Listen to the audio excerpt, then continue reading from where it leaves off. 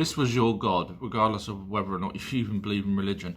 So this would have been Neptune or Poseidon, either Greek or Roman, or the original person, which because of their longevity of life, was actually Enki, which was a Anunnaki god. So that's one of the same, the god of water. So the Anunnakis, I'm just going through this because some people still get confused on who people are and what they are in relation. So there was 12 gods which were Anunnaki, and the Anunnaki race is actually called the Elohim. So there was 12 Elohim that called themselves gods, Enki, Enlil, the dad, and so on. Now these were 8 to 10 foot tall, and they were, although they were Elohim and Anunnaki, the Anunnaki, which translates those from heaven, came to earth, but we have to replace heaven for space because we got it wrong when we translated it many years ago. So the Anunnaki are just workers. They're just normal, like we are, me and you, who's watching this now. We're not gods. We're not royal. So these were, the royals, because he was a prince. So they called themselves gods here on Earth. So the Anunnaki are literally just workers, really, or just normal people that live did live on Nibiru, which was their home planet. So we can tell all of that because of the elongated skulls that we found that belong to Anunnaki. Now, a Nephilim is a descendant, an offspring from human women and the Anunnaki.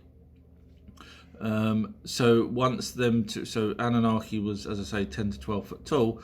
So once they had relationships, they had offspring, and they became giants, the offspring, and they were called Nephilim.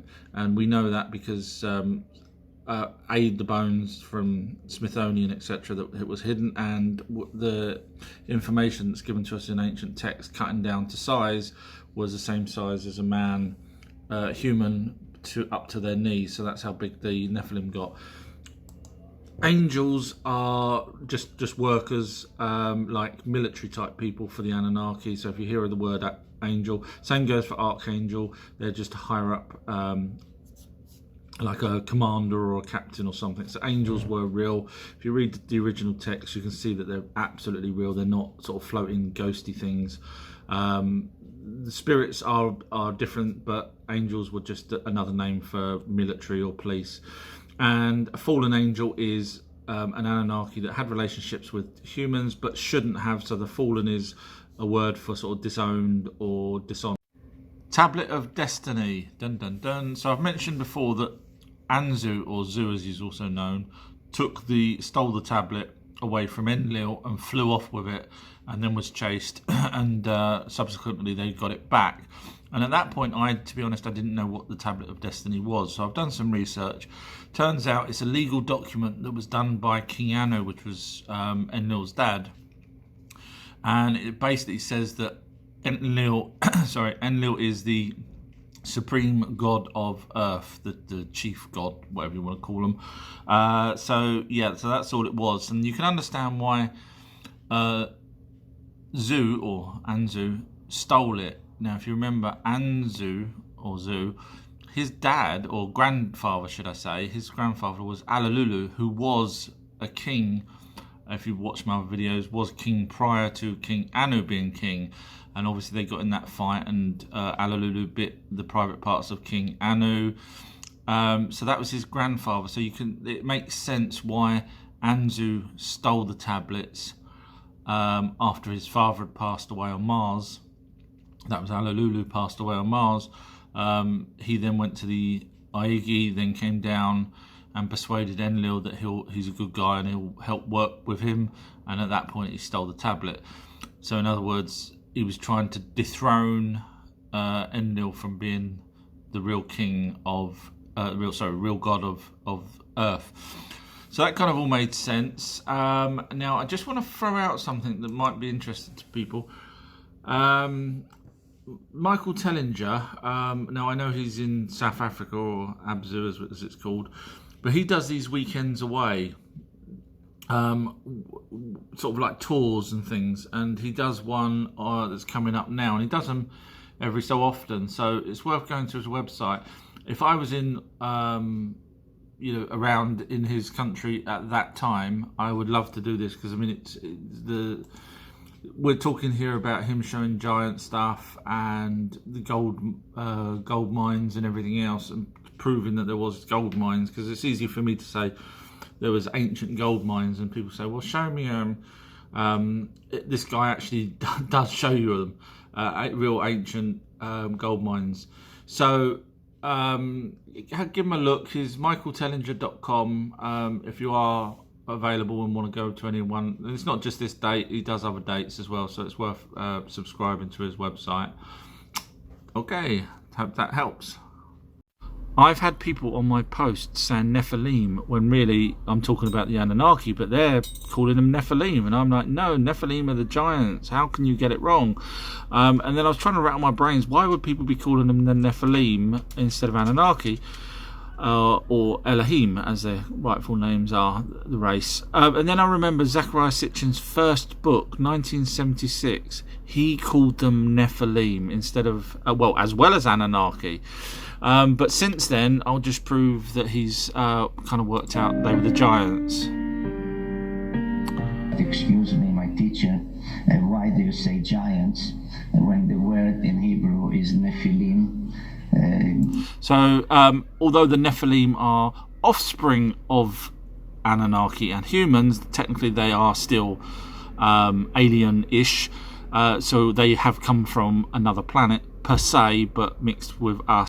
Okay, so I found a guy on the internet debunking Zecharia Sitchin, and it's actually a person that I sent a message to probably 15 years ago, because he had wrote back then on his website, this was his words, princely seeds was the description of the Anunnaki, not those from heaven came to earth, as possibly suggested by Sitchin. However, a few other people has also gone along similar to what Sitchin's saying, with different variations of those who came to Earth. But this chap was the only one that mentioned, that I could see, that was saying about princely seeds. Now, I sent him a message back then saying, you do realise that you've actually agreed with Sitchin, meaning that they have to have been Anunnaki, or they have to have been alien, because they were the two princes, Enlil and Enki, which makes sense if you're going to call the Anunnaki princely seeds. And we know from historical texts that their father wasn't around until way later. So they had to have come from somewhere. They couldn't have just appeared. So you see where I'm going with that. If the records show, the true texts show that Enlil and Enki turned up here, then their father wasn't here, so they did come from heaven. So I can see why Sitchin. But here's that chap. Have a watch. When he makes his translations, like for example, when he translated the word Anunnaki, right? Now, what did I told you that the word means of royal seed, okay?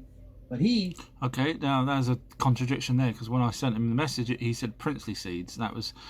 Anyway, he replied, but it was just waffle, and he knew that I was smarter than him, so forgive me for that. But let's just look at this chap here anyway. There he is, Dr. David, I won't even pronounce his name. Now, he actually used to work for universities, and one of them was University of California. And those that know my videos know that I do a little bit more research. Turns out our friends, the Rockefeller Foundation, funds that same university, so there's no way he was going to be saying there's aliens, because the Rockefeller Foundation do not want people to know. David does, the one of the sons wanted people to know, but as a whole, the Rockefellers don't want people to know. So when you add the Rockefeller in with a guy that's debunking Sitchin, you know Sitchin was probably more accurate than this guy. That's my opinion. Hopefully you tell me what your opinion is. Thanks. Adam and Eve were created by the Anunnaki, and I've been asked how tall were Adam and Eve. So basically, if you actually look online, it says that they were 91 foot tall. Now, we know that there was giants, but the humans, the Homo sapiens sapiens, were not the giants. And if the Anunnaki allowed 91 foot Homo sapiens to continue, they would have been, they would have been tread on. So the Anunnaki didn't allow a 91 foot, and that's why they actually tried to wipe out the giants, the Nephilim, later on, because they didn't want that kind of mixed bloodline with giants. So they were actually between 4 to 6 foot generally.